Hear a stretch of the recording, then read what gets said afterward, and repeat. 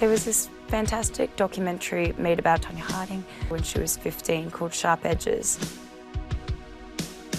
Hi, Mom. How are you? Is Dad still there? She's speaking very candidly and she's very vulnerable. Yes, it does. I got half credit for it, Mom. What did you make of that phone call? Well, it does have my favorite line of the whole documentary, and maybe my favorite line that Tonya's ever said. When she hangs up the phone, she goes, "What a bitch." It's hilarious, but it's also her covering for the fact that she's so deeply hurt. She goes, "You did terrible, you know that. Said you sucked." To never receive that validation or support from her mum. If there's no "you can't do it" type thing, she won't do it. She'd be nothing. I made the movie as my senior thesis at Yale University. Managed to jump at once, though. Big deal. One jump. That does not make the whole thing. It documents her first national figure skating competition before anyone really knew who she was. Everything in that documentary just broke my heart. Everything she does, she yells at me or takes it out of me. Tonya's family loves her dearly. Her mother does not really understand how to get the best out of Tonya. She tends to put her down to get her to perform. LaVonna felt the pain of having her child being taken away from her by people who could give her a better life. I can't feed her right. I don't get her to bed right. She's not a good mother. She hits me and she beats me. When I was young, I remember she drugged me into the bathroom. I saw her hitting Tonya with a hairbrush. Beat me, literally. It was very upsetting to me. I never saw anything more than that. There's never a justification, obviously, for beating a child. But what had you done that made your mom go off on you with a hairbrush? Oh, I wasn't landing my jumps perfect. I mean, I probably did 20 of them. And if that was it, that's it. That's why you got beaten. Yes, and she did it on a regular basis. I don't think that there was more than one day a week, sometimes, that I didn't get beaten. I was going to go to Child Protective Services and was told that I should stay out of it and that if they took Tonya away from her parents, it would ruin her skating career. One of the most controversial accounts that Tonya has given of her abusive relationship with her mother is an account in which she says her mother threw a steak knife at her. I was about 10 feet from her. And where did it land? Right here. Well, on the side. It was like right there. What's going through your mind at that moment? That she's freaking nuts? Crazy? Did she ever apologize? Oh, heck. No. No. She would never apologize for anything. Tonya Harding's mother, to ABC News, has denied ever throwing a steak knife at her daughter.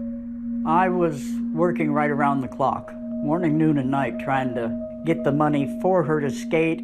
She saw a way out for both of them with her daughter's talent. And rightfully so, was furious that she wasn't being judged just for her skating. If we had everyone that was in the competition, if they had a same black basic dress, had some kind of hood over them, political couldn't enter into it. I can get blackballed for saying that, but I'm sorry. That's the way it is. They wanted her to fit the image of what they wanted their figure skaters to look like, to behave. They wanted them to wear fur coats and have pearl necklaces. Tonya was rebellious and didn't fit into that mold. She was Tonya, one and done, and there was no doubt about it. Tonya has a more complicated life. This is a gutsy gal. Tonya had her way of saying, I'm gonna go against everything that speaks of Ice Princess.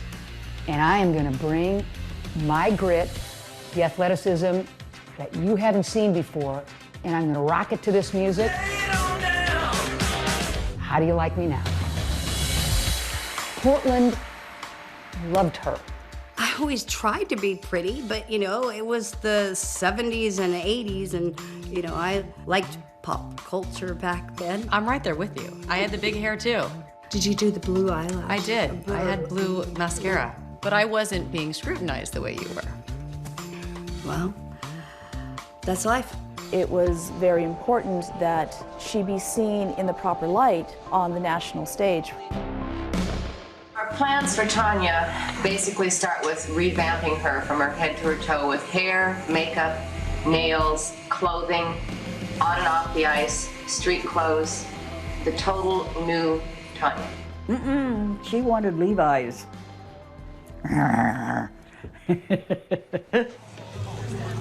When Tonya was at the national competition in Nassau, New York in 1986, her first competition, it became very apparent that she did not have a dress to wear to the ball. Diane and Vicki Mills took her to the local shopping mall. This looks serious and this looks professional. They find this green velvet dress with puffy sleeves, and Tonya comes out of the dressing room, and it just isn't her style. Can we get it up? Oh, Tonya, that is darling. They are telling her how wonderful it looks, and she's rolling her eyes at the camera. Oh, that's lovely. Yeah. Tonya's coaches were certainly trying to round Tonya out in every sense of the word. It was the taming of Tonya. They put her into ballet classes, jazz classes, and choreography, and made sure that she had her nails done and had her hair done when she went out to eat, and were constantly reminding her to say please and thank you. At one point, I do remember Diane being very upset that on camera, Tonya was wiping her nose. She just thought that it was very unladylike. You would fight? Yes. And not nicely. Did she want to change your image when you skated, make you more elegant, make you more ladylike? Oh, of course. I mean, what coach wouldn't? She had her cut off jeans and she went out and skated. I can be a tomboy and wear, Levi's and boots and a flannel shirt, and then I can dress up and wear something like this. Folks that tune in to ice skating normally are expecting a certain look and a certain skater and a certain background. The kind of person I am. I actually flooded it. I drive a truck. Yeah, we're out of gas. You can see all the way down to the fuel. And I have a boyfriend. I spend time with him. Tell me about the first time you met Jeff. Really? Yeah. You haven't heard the story? Well, I want you to tell it. Oh, brother. We met at the rink. He was watching me skate, and then I was like, oh my God, there's a boy watching me. Hi. How old were you? I was 15. You fell for the first guy who told you you were pretty. Yes. Because you were 15. Yes. Anything else about him attractive to you?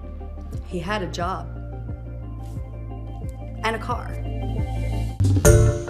Hi everyone, George Stephanopoulos here. Thanks for checking out the ABC News YouTube channel. If you'd like to get more videos, show highlights, and watch live event coverage, click on the right over here to subscribe to our channel, and don't forget to download the ABC News app for breaking news alerts. Thanks for watching.